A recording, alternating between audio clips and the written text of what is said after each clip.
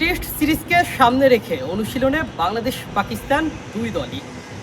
তবে পাকিস্তান একটু বেশি সিরিয়াস, কারণ ঘরের মাঠে সেই যে 2-0-তে হয়টস হওয়ার মধুর প্রতিশোধটা এবার তারা নিতে চাইবে, যার জন্য বাবর আজম পিএসএল ফাইনাল জিতে শিরোপার উদযাপন না করেই বাংলাদেশে চলে এসেছেন।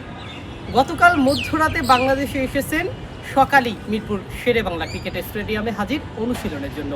বাবর বেশ সিরিয়াস ছিলেন, শুরু থেকেই তিনি ব্যাটিং অনুশীলন করলেন, ওয়ার্ম আপ করলেন, অর্থাৎ বোঝাই যায় এই যে হারের প্রতিশোধটা তারা নিতে চান। তবে গত মাসেও তারা কিন্তু বাংলাদেশের বিপক্ষে ওডিআই সিরিজটাও হেরে গেছেন, সেই প্রতিশোধটাও এবার নেওয়ার পালা। বাংলাদেশও পিছিয়ে নেই, বাংলাদেশও সকাল থেকে অনুশীলন করেছে। তবে বিশেষ করে নাহিদ রানার কথা বলতেই হবে। পিএসএলে দুর্দান্ত পারফরমেন্স করে এক ম্যাচের জন্য তিনি গিয়েছিলেন এবং তার দলকে কিন্তু শিরোপা জিতিয়ে এসেছেন। শিরোপা জিতিয়ে এসে গতকাল সন্ধ্যায় এসেছেন, আজকে সকাল থেকে বাংলাদেশ দলের সাথে অনুশীলনে ছিলেন। তবে একটা বিষয়, সেটা হলো যে বাবর আর নাহিদ রানার লড়াই। দুজন পিএসএলে একে অপরের সতীর্থ ছিলেন, সেই দুজন এবার একে অপরের প্রতিপক্ষ। পিএসএল ফাইনাল জয়ের পরে আরেক সতীর্থ বলেছিলেন যে বাবর আজম নিশ্চয়ই চাইবে না নাহিদ রানার মুখোমুখি হতে। তবে একসাথে খেললে বা তারা দুজন যদি একাদশে থাকে, এখন পর্যন্ত যা সম্ভাবনা তাতে মনে হয় যে দুজনই একাদশে থাকবে।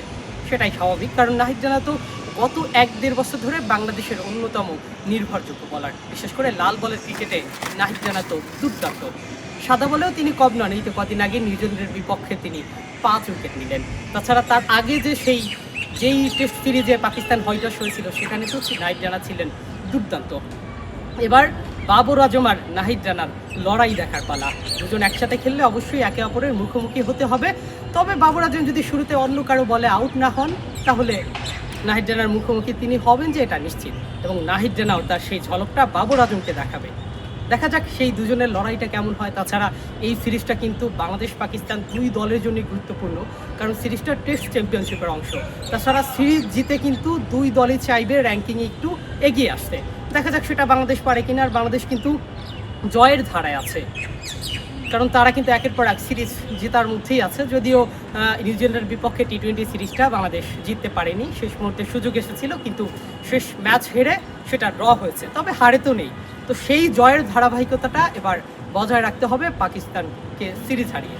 তবে সব ছাপিয়ে এবার নাহিদ রানা আর বাবর আজমের লড়াই দেখার পালা। এই দুজন কেমন করে, পিএসএলের সতীর্থ, এবার দেশের হয়ে তারা একে অপরের বিপক্ষে কেমন করে সেটাই দেখার পালা।